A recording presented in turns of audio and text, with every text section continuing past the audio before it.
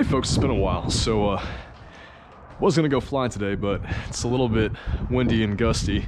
Just had a pretty bad storm roll through eastern North Carolina yesterday, so figured I'd take some time to do a kind of a walking tour of my Cherokee 140, take a look at the aircraft itself, go through my pre-flight procedures and kind of show you guys what that looks like, as well as just kind of what's unique to this specific airplane. So this is November 8363 Romeo. She's a 1966 Cherokee 140.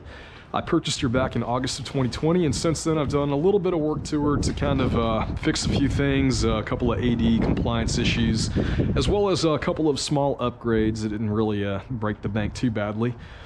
So when I purchased her, she had a little under 3,000 hours total time on the airframe itself, and the engine had about 1,300 hours.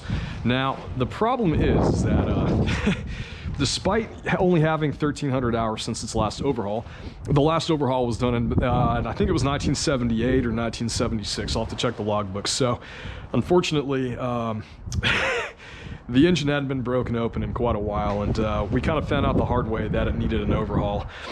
So we had an exhaust leak on the number 2 cylinder. My mechanic / IA yanked the cylinder off, took a look inside. The engine was like, hey man, you've got quite a bit of corrosion and pitting here, so we're gonna have to send her out for an overhaul. Sent it to Penn, got it back in about 10 weeks. Had it reinstalled, coupled with an annual, so that was a very expensive annual. But on the bright side, everything from the firewall forward is basically brand new. The propeller only has about 550 hours since its last overhaul and is in great shape. The rest of the aircraft is in very good condition. We checked the main spars, and they're in compliance with the spar AD, where we had to install the inspection panels. I'll show you that here shortly. Took a look at the main spars, looked at the spar box. Everything looks great, no corrosion detected visually. It was very clean up there, so pretty lucky as far as the wings were concerned. I mean, she's an older bird. She has a little bit of hanger rash. She's got some light dimpling from hail, who knows when. It spent most of its life in Chicago, and then a few years down in the Florida area. Let's see, what else have I done to the aircraft? So, aside from the engine overhaul and AD compliance, we did have to, unfortunately, cut out a portion of the wing for rear spar AD compliance. So I'll show you guys here once I drop the flaps, but basically both of the rear spars, about the first 11 inches or so, had to be cut out and replaced with a aft spar repair kit by Piper.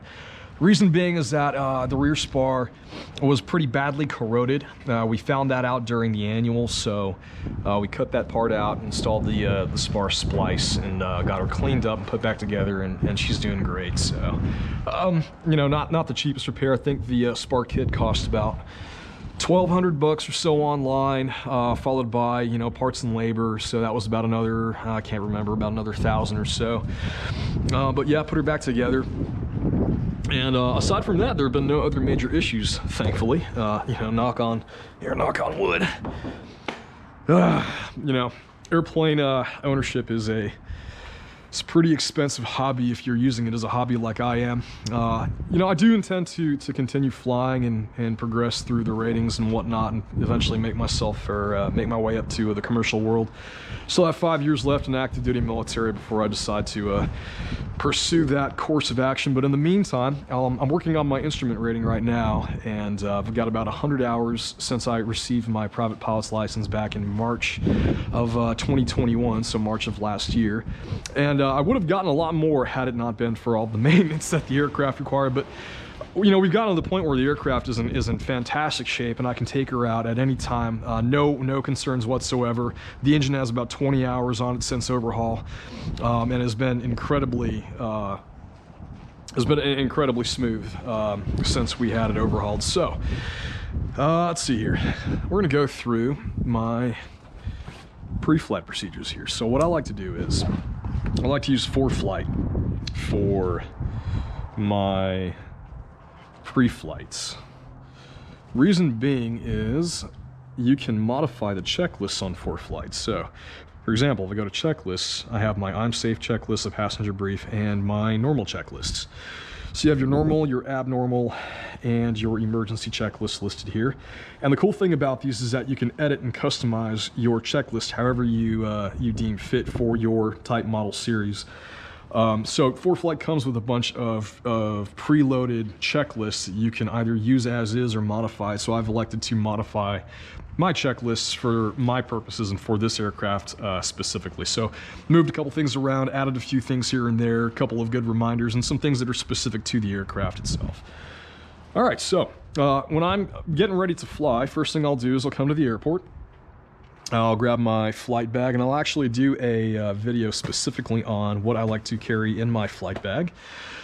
I bring it over, drop it off, and grab my iPad, and then I'll just kind of go through the checklist. So make sure I got my documents, my airworthiness registration, operating manual, weight and balance, which is all in the aircraft. Pop open the door here, unlock the latch. Now, as you can see, I've got the belt strung through my yoke here because of the pretty high winds that we had. So I typically just leave the aircraft parked in this kind of open T hanger without looping the belt,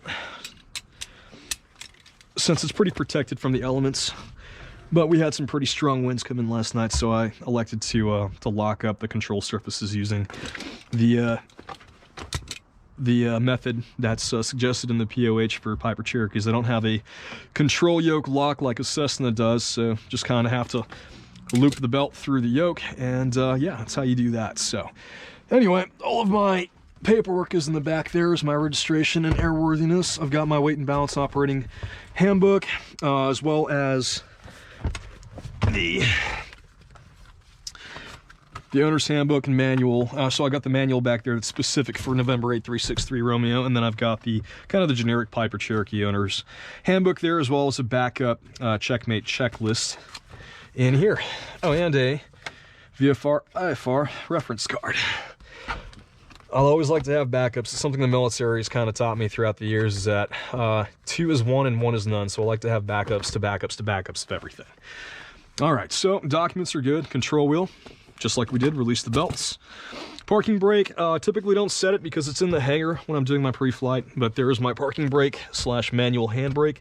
You'll notice that my aircraft does not have toe brakes. This specific year Cherokee didn't have them, although I can actually upgrade to them. My mechanic has a couple sets of toe brakes available. I just don't feel the need. I honestly like the handbrake. It applies even pressure to both wheels, so I have no issues with that. And this thing turns on a dime anyway, so I really don't see a reason for it. It's a little awkward reaching down while landing to pull the handbrake, but I haven't had too many issues with it, to be honest. All right, so avionics and radios are going to be all off. Make sure all your switches are off. Electric switches are all off. Magnetos are set to off. Mixture is pulled all the way out to idle cutoff right there. And then master switch comes on. All right, so turn on the master switch. Now you can see my fuel indicators are indicating. I got a story about that once we get to it, but we recently had to do some work on one of my fuel tanks. So they're indicating relatively accurately to within 1 or 2 gallons, I've noticed. So I know a lot of aircraft either have, or a lot of older aircraft have, 2 reliable indicators on their fuel gauges. It's either full or it's empty. Mine are actually pretty accurate to what's actually in the tanks, luckily. I'll check my cockpit lighting. So what I like to do now is I like to turn on my rotating beacon, my landing light. Now, another interesting feature is that my nav lights also kind of double as strobe lights. So let me show you what that looks like. Now, if I switch it to bright or dim once, the lights will be solid. But if I turn them off or switch to bright and then back on again, they will go into their strobe mode. So these are some LED replacement lights that the previous owner or the owner prior to him have installed in the aircraft. I'll verify that my lights are good. So my cockpit dome light's working. My red night light is working, and all of my instrument lights are functional. I'll step outside of the aircraft, take a look at the navigation, rotating beacon lights. So the tail lights are good, and there's exactly what I mean. So the nav lights kind of double as a strobe light, with the LED lights that were installed. Rotating beacon is good. Go to the right wingtip. Green light's good. Check my landing light. This is just a normal par 36 bulb. I'm actually going to have that replaced pretty soon here. I'm thinking about installing a well-in taxi light, but haven't quite decided on that yet. And red on the left wing. And then we'll look inside the cockpit as I actuate the stall indicator. It's actually easier to see once I pull these out.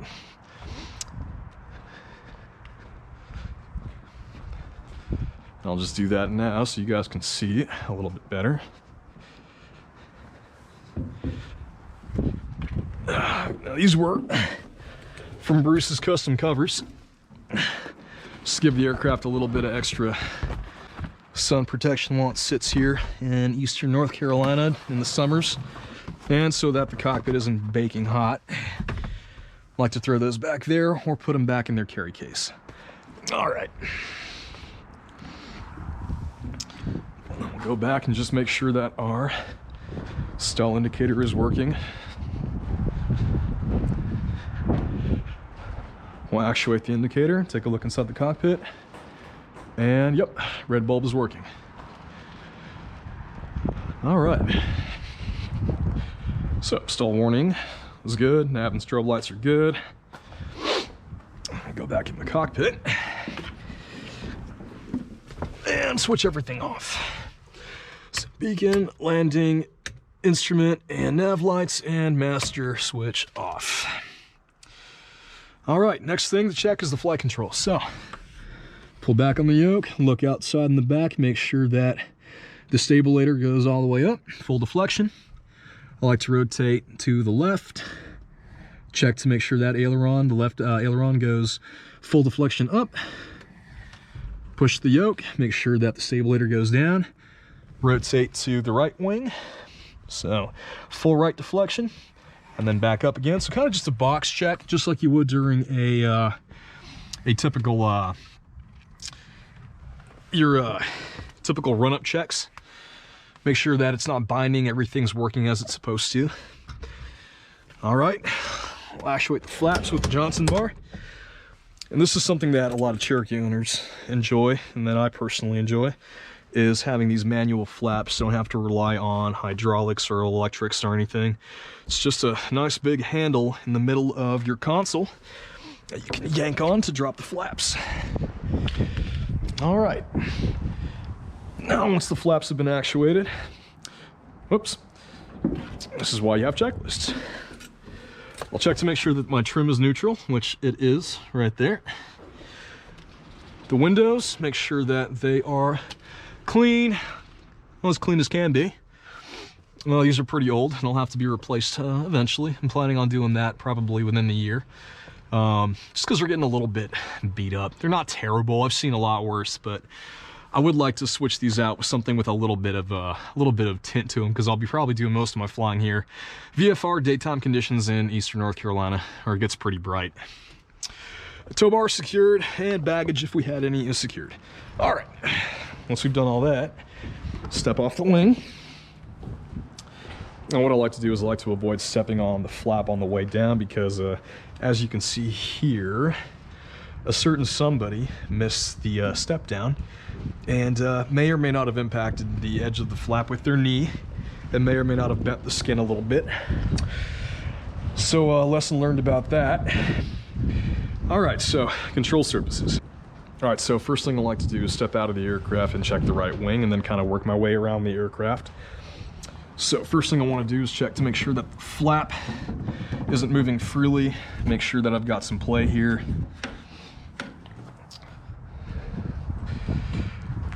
Make sure I got no play on this side, and then look down here, and what I like to do is just do a visual check of the flap attach points here. Make sure that the bolts are still in, everything's looking good. And kind of work my way through the hinges. And then I will gently push the flap up and take a look at the little actuating arm here to make sure that that's not looking too bad and that it's still attached. right. So hinges look good. Next is the wingtip. So what I like to do is make sure that my light is secure and then give the wing just a little bit of a rock.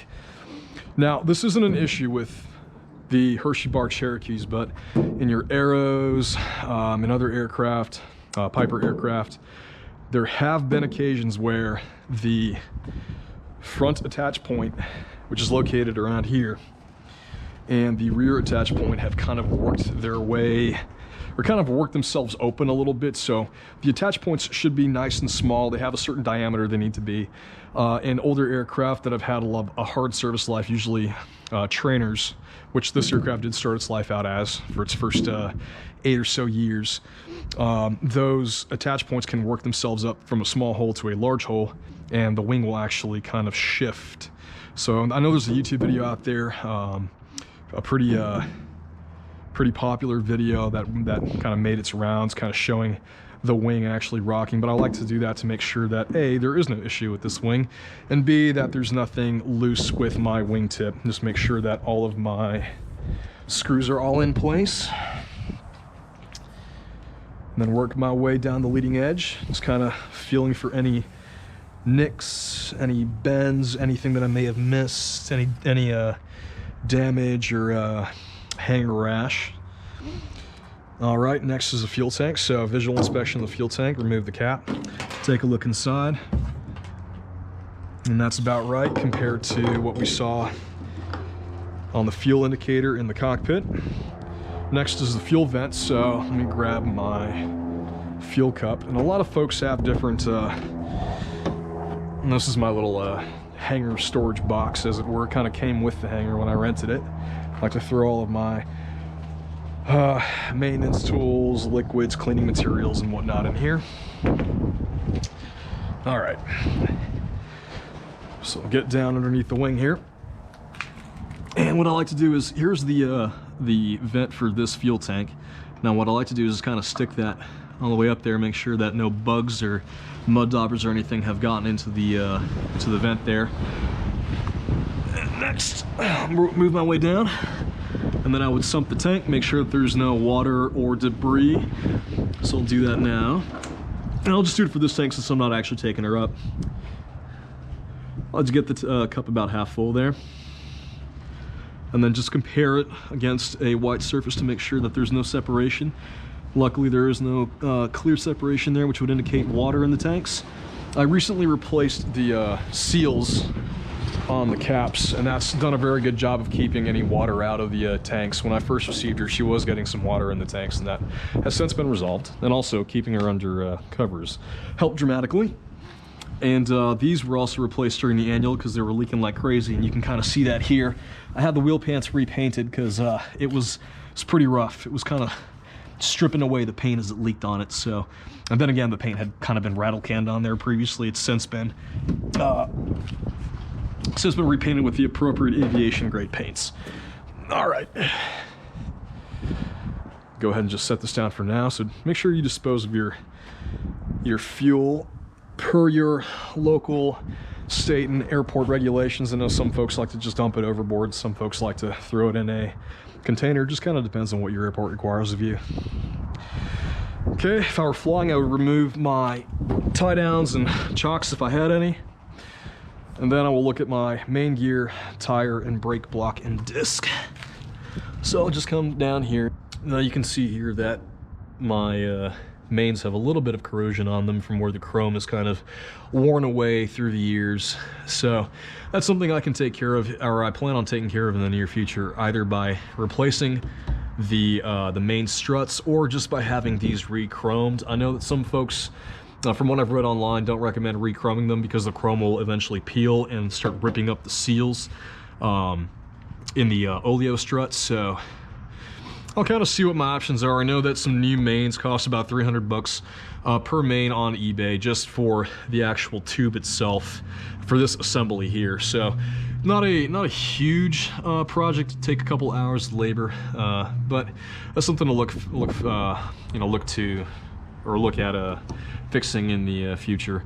It's the fun thing about these older aircraft is that it's a never-ending list of to-dos and nice-to-haves.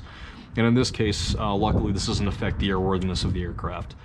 Then I'll just check the brake disc, which you can see has a little bit of surface rust on it from the water that we've had. And this stuff rubs right off once you start applying the brakes. And then check my brake pad. I got plenty of pad remaining. Make sure that there's no leaks or anything obvious coming from the brake lines. All right. Now once you've done that, that completes the checklist for the right wing. Now next thing I like to do is, or next thing on the checklist rather, is pop the cowl and look at the engine and the engine compartment. So first thing I want to do is look for any signs of fuel or oil leaks in the actual engine compartment itself. Now, like I said, we have the engine overhauled recently. It's only got about 20 hours on it done by Penn Aero. And yeah, it's been holding together great. I've had absolutely no issues whatsoever. Starts and runs like a dream. Got a new, pretty much everything here from the firewall forward is either new or overhauled with the exception of the exhaust pipes, which you can see are pretty old. I think these are the original exhausts that came with the airplane, and they'll probably have to get replaced in the next few years. They're getting pretty beat up. You know, pretty brittle and corroded. The exhaust gases that come out of the engine are quite corrosive, and so they can eat away over time. But so far so good. Haven't had any exhaust leaks or anything unusual, so we'll just keep going until we need to replace them. I like to try to replace things on condition as necessary. But yeah, I'll just kind of take a general look around the engine compartment, make sure that there's no oil or liquids, fuel, or anything leaking, anything obvious. Another thing that I like to do is make sure that I don't have any exhaust leaks. So that lesson that I learned prior to having the engine overhauled is to just make sure that these seals are looking good and that there isn't a whole lot of white residue, so that there's like a white powdery residue that comes out of the exhaust flanges there. And that's usually an indicator of either a crack in your exhaust flange or a leak around the exhaust port. And that needs to be addressed because that hot exhaust gas bypass or just blows past these seals and it'll start chewing away at your fuel lines. It'll start chewing away at your spark plug lines and whatnot. It's just not good to have 1,400, 1,500 degree Fahrenheit gas is getting blown all over the engine compartment. So if you guys see any white residue coming out of your exhausts, please take care of that quickly because it can lead to other serious problems down the road. And here you can see the exhaust gas temperature probe, and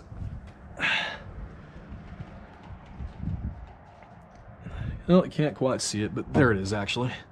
There is my cylinder head temperature probe connected to, I believe, sorry, I misspoke earlier. It's the number 3 cylinder, not the number 4. Number 4 is on the other side. So this Cherokee 140 comes with an 0320 E2A engine. It's 150 horsepower, 4-cylinder, naturally aspirated, horizontally opposed, air-cooled engine.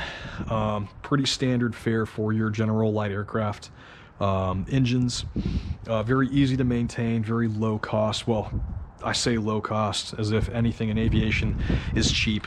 All right, so once I've checked for any leaks or unusual signs of wear and tear, and check the oil, and that's about where I like to keep it. The engine spits out anything over 7 quarts, so right now it's sitting at about 6 and 3/4, 6.5. It's due for an oil change in the next 10 hours. Right now it's running 100 weight straight mineral oil as part of the break-in process by Penn. You have to follow the break-in procedures, by their manual, otherwise it'll void your warranty. So got about 10 more hours of flight time before I switch over to just normal Aeroshell 100 or Phillips 20 weight 50. Typically out here in Eastern North Carolina, I'll just switch out to 100 weight Aeroshell. That's what the maintenance shop here uses for most of their aircraft and most of their customers as well. All right, so once I've checked that, secured the dipstick, just close the cowl. Make sure that my baffling stays put. So my baffling likes to fold over sometimes. Secure the cowl latches. and just verify that that has all been completed on the checklist. All right, cowling secured, windshield clean and clear. All right, next on the checklist is the propeller. So like I said earlier, this prop only has about 550 hours on it since its last overhaul. Sensetic recommends a 2,000 hour overhaul, regardless of how many years it's been since the last overhaul. Every propeller manufacturer has its own recommendations. I know that Hartzell has different recommendations for their props. This is a fixed pitch propeller, so much easier to maintain. But what I like to do is just kind of run my fingers along the leading edge to make sure that there are no major nicks. Then the trailing edge, same thing on the other side. And then just kind of do a quick visual inspection to make sure I didn't miss anything. There's no major nicks on the front or the back of the propeller. Look for cracks. All right, propeller looks good. I'll check the spinner, make sure that the spinner's on nice and tight. Sure that my bolts are in place and that the safety wire hasn't flown away. All right, propeller looks good. Next thing I'll do is make sure my air inlets are clear, which they are. I've removed the cowl plug so that you guys can take a look at the inlets. Make sure that my alternator belt is nice and tight and where it needs to be. I'll come down and look at the landing light, make sure that that's nice and secure, as well as the condition of my air filter, which looks pretty good, no major issues there. Then remove the chocks if I were to fly today, and then check my nose gear strut for proper extension. About 3 1/4 inches is what the owner's manual recommends. Nose wheel and mains are at 24 psi. Checked that about a week ago, so they should be good. And then I would drain the fuel strainer here at the gascolator to make sure that I don't have any water in the fuel system or any unusual debris. And that's another thing you're looking for when you drain these fuel sumps, is for any debris from sealant that may be breaking down in the fuel tank, or any debris that may have gotten into your fuel system while you were fueling it, you know, bug parts or dust or whatever else might be accumulating in the fuel system. So it's very important to make sure that you drain all of your aircraft's fuel sumps prior to flying. All right, now we'll start with the left wing. So same thing, just kind of check the general condition of the wing. Make sure that it's clean, free of ice, debris. Look for any signs of damage. Check the fuel tanks. Make sure that got plenty of fuel and that it is more or less accurate to what's reading inside the cockpit. Fun story about the left tank. So I was smelling a little bit of 100 low lead fuel scent in the cockpit, and I figured that there was a leak probably either in my the switching valve down here when I switched tanks, or possibly in my primer line. Well, turns out that wasn't the case. Turns out that my fuel transmitter, or fuel sender, it's located approximately here on the rear side of the tank, that indicates the level of fuel in your tank, had sprung a leak. So I had to take the plane into the shop and pull the tank off. Now luckily my IA is very adamant about owners being part of the maintenance process, so I was able to come in and do quite a bit of the labor myself. So I was able to remove all the wing tank screws, had to break quite a bit of paint, as the screws were all kind of secured by a nice little paint seal as they had been painted over. So removed the top screws, bottom screws, pulled the tank out, disconnected the fuel transmitter and the fuel line, and of course prior to this I had to drain the tank. It had about 10 gallons in it, and let me tell you, not a good idea. Next time I'm gonna fly it until it's almost empty and then remove the tank, because I had to sit here with a bucket and basically just let that drain out nice and slow. Absolute pain in the butt, so don't recommend that. All right, so once we had the tank removed, it took a couple of days to get a new fuel sender, or rather an overhauled fuel sender. Slapped her in, no issues, reinstalled the tank. Now luckily, we were able to take a look at the inside of the wing during that time, and I can post some pictures of that as well. And we found no corrosion, no serious issues. It was a little bit dirty in there because of years of accumulating random crap. You'd be surprised of what kind of stuff you'll find inside these structures on these old aircraft as they've been sitting around for, you know, however many years. I've had, you know, mud dauber nests, and it turns out that in some of my borescope photos I found a little bit of debris back here between the tank and the main spar, which worried me, because I figured that had been those were corrosion,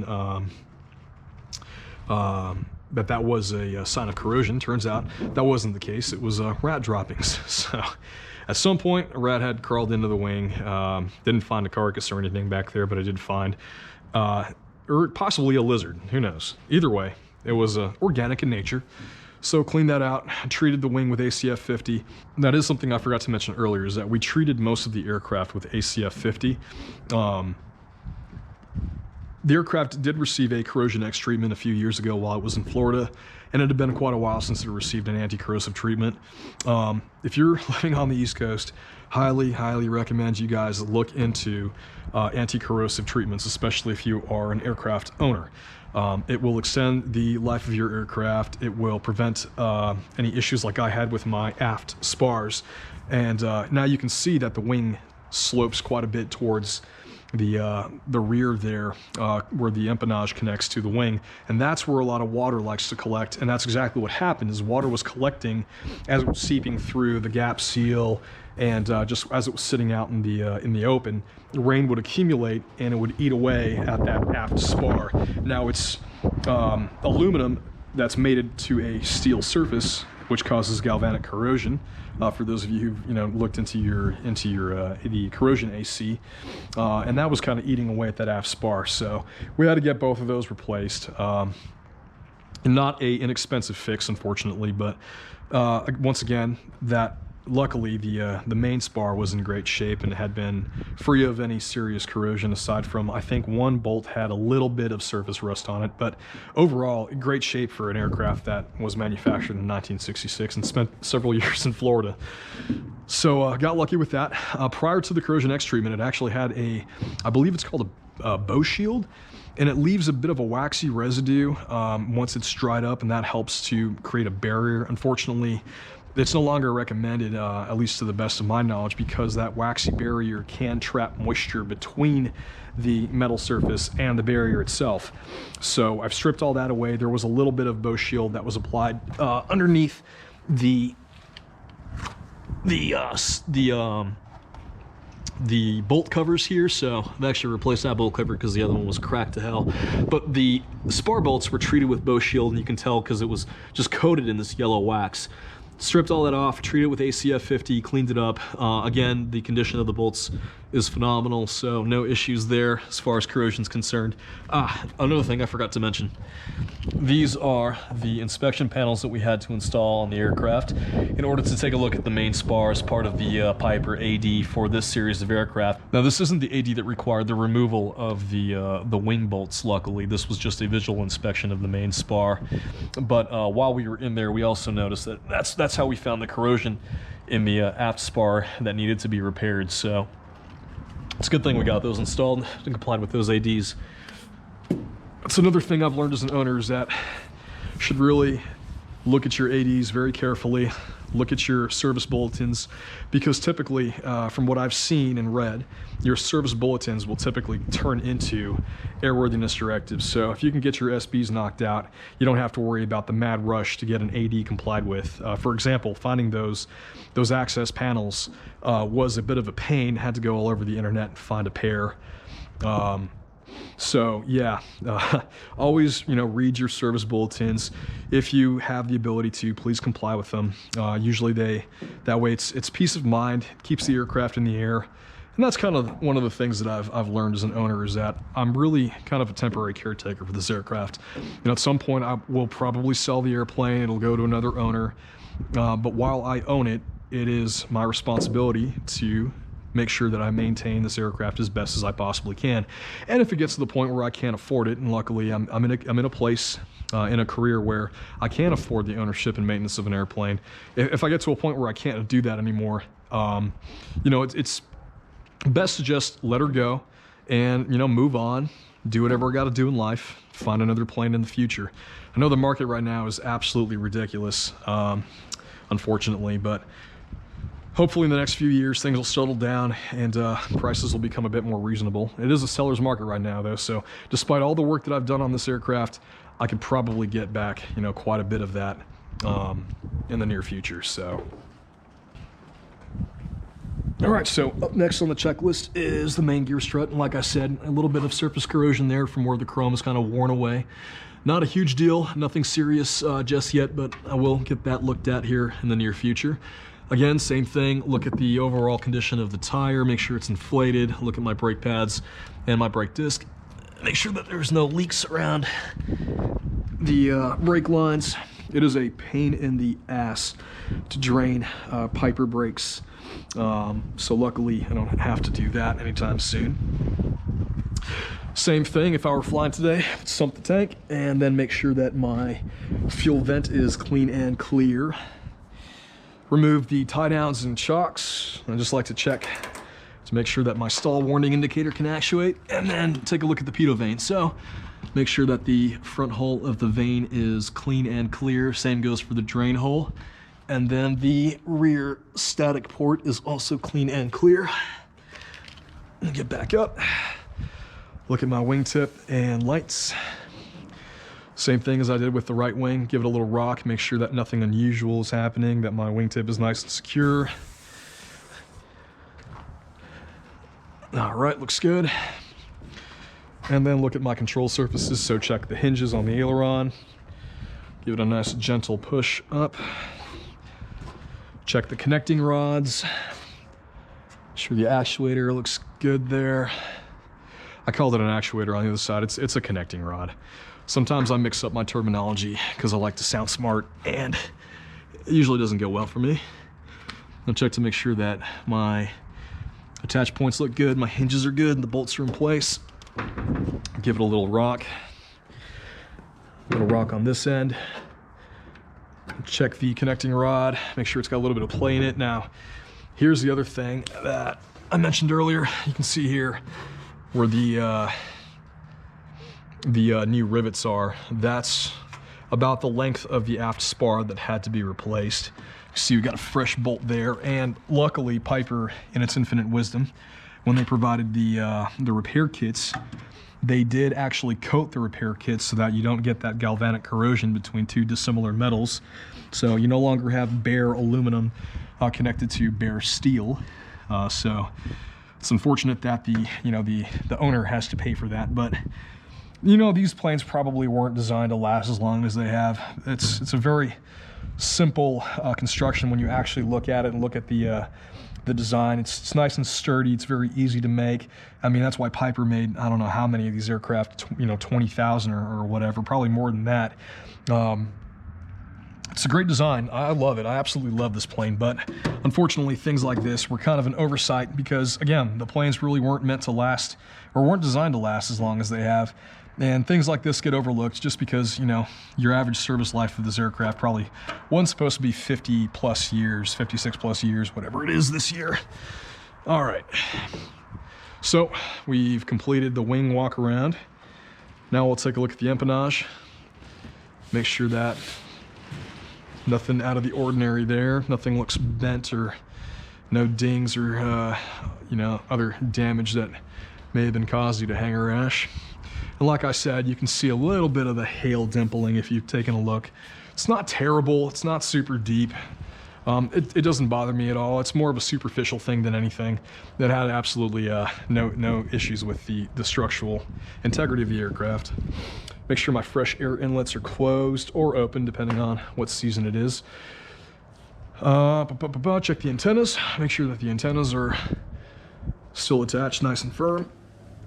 Check my COM2 antenna.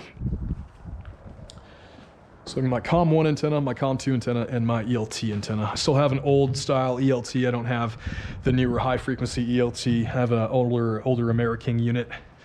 And then my VOR antennas up there. Make sure that those are attached. And no issues there. All right. Next thing I check, stabilator and trim tabs. So same thing with the wings, kind of do a quick walk around. Make sure that there's no unseen hanger rash. Unfortunately, this aircraft does have a little bit of hanger rash on the on the anti-servo tab, so it's actually easier to see from here. Right there and right here. A little ding there and a little bit of a bend there from who knows when, but again, doesn't affect the structural integrity of the aircraft and doesn't really affect its handling characteristics either. This aircraft flies straight as an arrow. I just trim it, set power, and it'll fly nice and true as long as there isn't a stiff breeze. All right, so next thing I like to do is I like to lift the stabilator up to its stop and then take a look at the anti-servo tab connection. Now, this area right here is prone to a lot of corrosion, as you can see. Now, this right here, this luckily isn't too serious. This is mostly just paint peeling. We've taken a look at that, and it's nothing to be too worried about. There's no serious corrosion underneath that surface. And again, everything has been treated with ACF 50, so if there is any corrosion, we've tried to stop it as best as possible. But this is a point of failure for other Piper series aircraft. Believe it was, I can't remember what it was an Aztec or something that lost the anti-servo tab because of this piece right here. The connection to the anti-servo tab had just been rusted through. The mechanic said he could just punch a pencil through there, so I like to make sure that that isn't too far gone, and luckily it isn't. Another thing I like to do is take a look inside here and look for any debris or materials that aren't supposed to be there. Make sure that there's nothing binding, nothing's gonna get stuck in the mechanisms for the stabilator. And that would be a very unpleasant surprise. Everything looks good. Same thing if I were going for a flight, I would undo the tie down.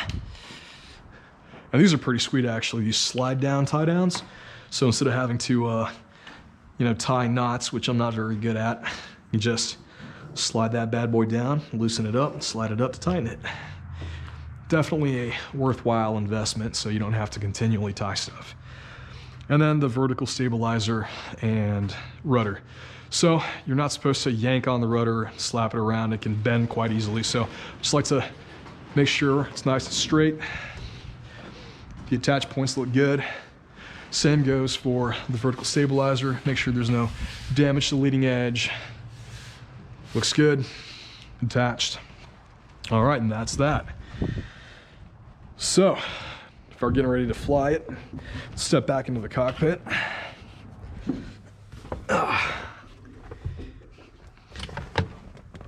Bring the flaps back up.